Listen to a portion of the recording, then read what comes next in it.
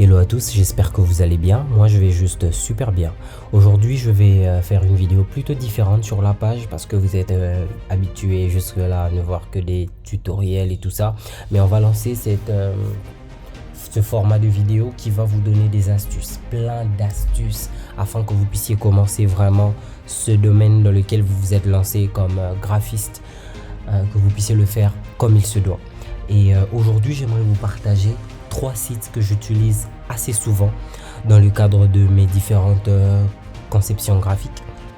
Dans la majeure partie de mes compositions, j'utilise énormément d'images et je m'arrange pour que les images que j'utilise puissent vraiment être des images plutôt impactantes, des images qui puissent parler en elles-mêmes, des images qui puissent être puissantes sur le plan visuel. Et souvent, quand on veut accéder à ce genre d'images, il nous faut aller sur des banques d'images payantes et on a énormément, mais en débutant en tant que graphic designer, on n'a pas de budget, on a souvent des cacahuètes on a des miettes, et même quand on a des deals, souvent on les négocie pas très bien. Du coup à la fin des deals, on se retrouve toujours avec des cacahuètes et c'est assez compliqué de pouvoir accéder à des belles images en ayant très peu de budget. Et le danger, c'est qu'on va sur Google, on prend des images protégées, des images payantes. Les filigranes restent sur les images et le client voit qu'il y a des filigranes sur l'image. Du coup, ça devient vraiment amateur et c'est vraiment contre-productif. Voilà pourquoi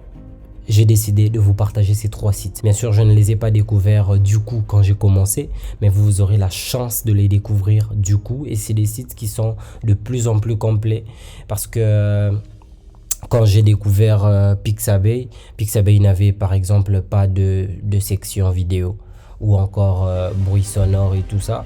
Mais aujourd'hui sur Pixabay, on a la possibilité d'avoir des séquences vidéo, on a la possibilité d'avoir une banque vidéo, une banque de son, une banque de musique et tout ça en dehors de la banque d'images. Ah.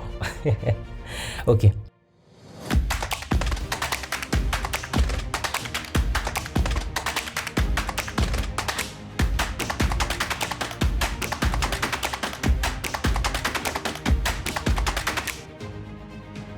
On y va. Freepik. Freepik est un logiciel super puissant et super complet. Avec Freepik, vous avez donc cette possibilité de pouvoir avoir une large gamme d'images. Et non seulement des images, mais aussi des projets. Vous avez une belle banque de projets, mais ça on va en parler un peu plus tard. Donc Freepik va vous permettre d'avoir une banque d'images gratuite. Déjà, il y a énormément d'images qui sont gratuite.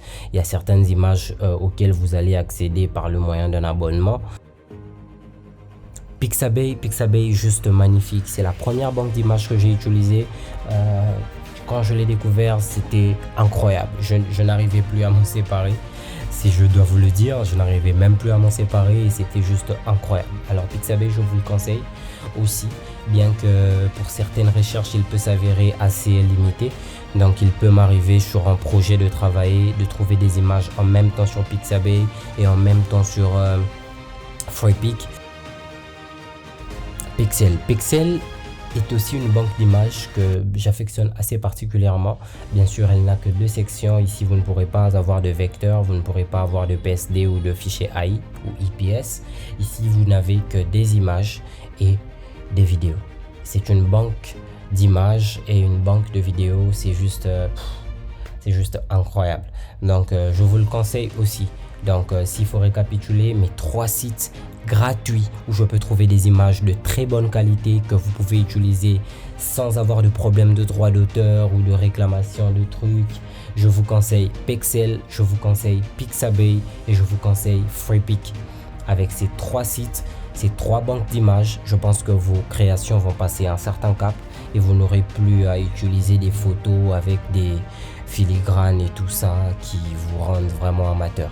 Donc voilà, j'espère que ce format de vidéo vous a plu et si vous avez d'autres banques d'images gratuites que vous affectionnez assez particulièrement et que vous pourrez partager à la communauté, ça serait bien de le mettre en commentaire et il y a sûrement énormément de personnes qui seront enrichies par ce commentaire. Alors j'ai été très content de faire cette vidéo. Pour ceux qui ne sont pas encore abonnés à la chaîne, alors abonnez-vous. Abonnez-vous, c'est la meilleure façon de nous encourager à pouvoir faire encore plus de vidéos. Et si vous voulez en faire encore plus, alors likez cette vidéo et partagez. partagez-la autour de vous. Alors, on se retrouve très bientôt pour une autre vidéo d'astuce.